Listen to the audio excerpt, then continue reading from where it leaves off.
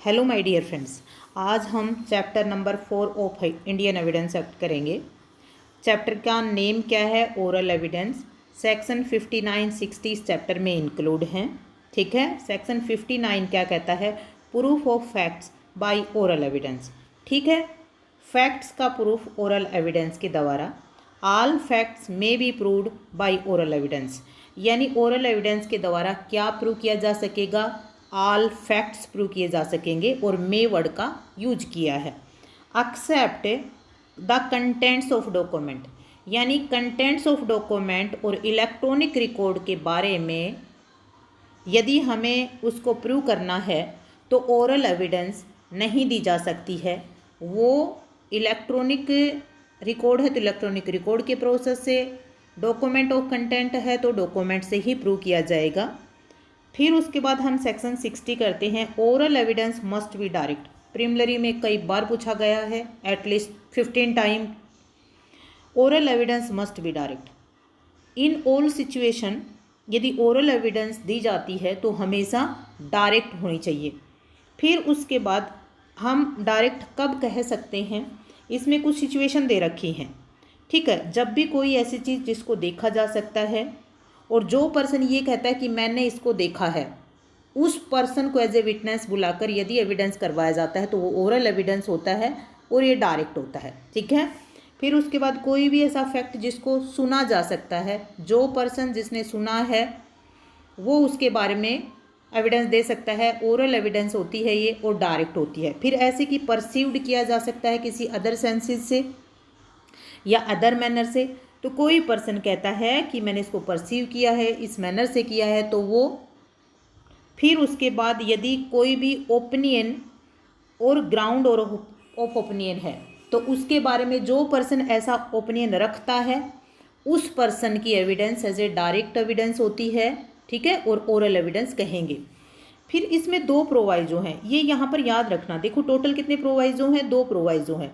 और जो पहला प्रोवाइजो है ना, इसको हेयर से जो रूल है उसका एक्सेप्शन कहते हैं। ठीक है, कि जो ओपिनियन ऑफ एक्सपर्ट्स हैं वो यदि किसी भी ट्रीटाइज पर बेस दिया जाता है और वो ट्रीटाइज कॉमनली सेल के लिए ऑफर की जाती है, ठीक है, तो वहाँ पर जो ग्राउंड ऑफ ओपिनियन है ना, जिस आधार पर उसने वो ओपिनियन दिया है, वो ट्रीटाइज को प्रोड्यूस करके प्रूव किया जा सकता है। ठीक है, लेकिन वो ट्रीटाइज ऑथर यदि एक्सपायर हो गया है ना, तब ऑथर एक्सपायर हो गया है या फिर वो मिल नहीं सकता है, कैपेबल ऑफ गिविंग एविडेंस है, अनरीजनेबल एक्सपेंसेस या टाइम लगेगा तब। ठीक है, उसके बाद सेकंड प्रोवाइजो, ये भी इंटरव्यू में पूछ लिया जाता है।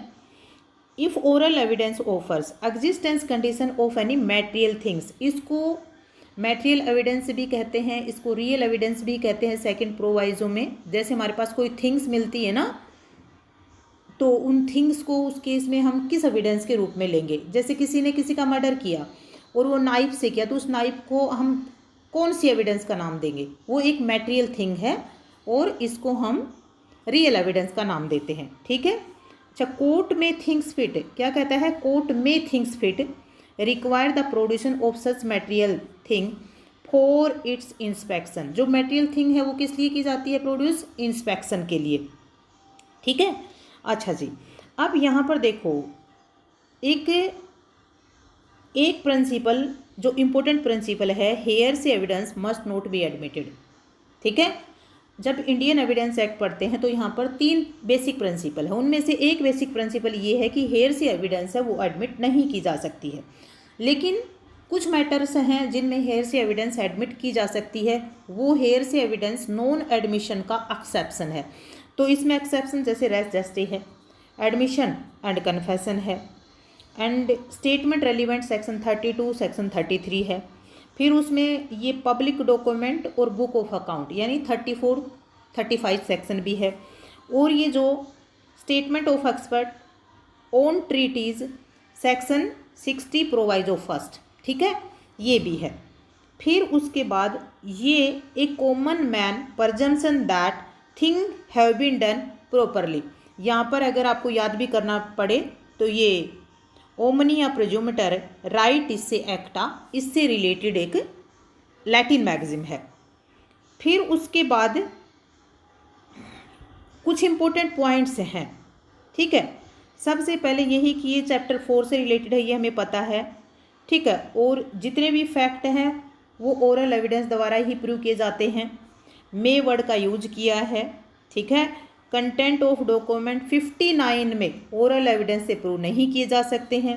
Oral evidence must be direct, और oral evidence is allowed only when it is given in court, ठीक है। ओरल एविडेंस केवल कोर्ट में देने के लिए अलाउ की जाती है, तब ओरल एविडेंस होगी।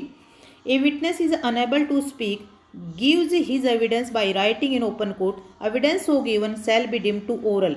ये क्वेश्चन कम से कम अब तक 20 टाइम्स आ चुका होगा, ठीक है। ये सारे जितने भी पॉइंट्स अभी हैं ये सारे प्रीवियस ईयर्स में आए हुए पॉइंट है, वन लाइनर है। फिर उसके बाद नेक्स्ट है A who has taken oath silence gives evidence in writing in open court, his evidence shall be deemed oral evidence. ये ओरल एविडेंस का एग्जाम्पल है, ठीक है। Oral evidence under section 60 of evidence act must be in all cases direct, ठीक है। He says, देखो H says that Y told him A killed B, this is hearsay evidence example, ठीक है। फिर what is the direct evidence, ये इसकी definition है, ये तो आपको कहीं भी मिल जाएगी। सेक्शन 60 में evidence act recognise the principle of a hearsay evidence no evidence. ये हेयरसे एविडेंस नो एविडेंस का जो प्रिंसिपल है वो सेक्शन 60 से रिकॉग्नाइज होता है, प्रिलिमिनरी में आया हुआ है। एग्जाम्पल ऑफ हेयरसे एविडेंस, ठीक है, ये एग्जाम्पल है हेयरसे एविडेंस के। Report of newspaper, detail of incident printed in a newspaper are categorise as hearsay evidence. Report prepaid on the basic of information provided by officer, information कोई officer द्वारा provide की जाती है वो भी हेयरसे evidence कहते हैं, ठीक है। फिर उसके बाद ये देखो कुछ एग्जाम्पल हैं, ये एग्जाम्पल सारे प्रीवियस ईयर्स में आए हैं हुए एग्जाम्पल हैं, ठीक है। ये हमने यहाँ तक कर लिया है, ये मैंने पहले भी बता दिया है। तो यहाँ तक हमारे ये सेक्शन 59 और 60 ख़त्म हो जाता है। बाय, जय हिंद, जय भारत।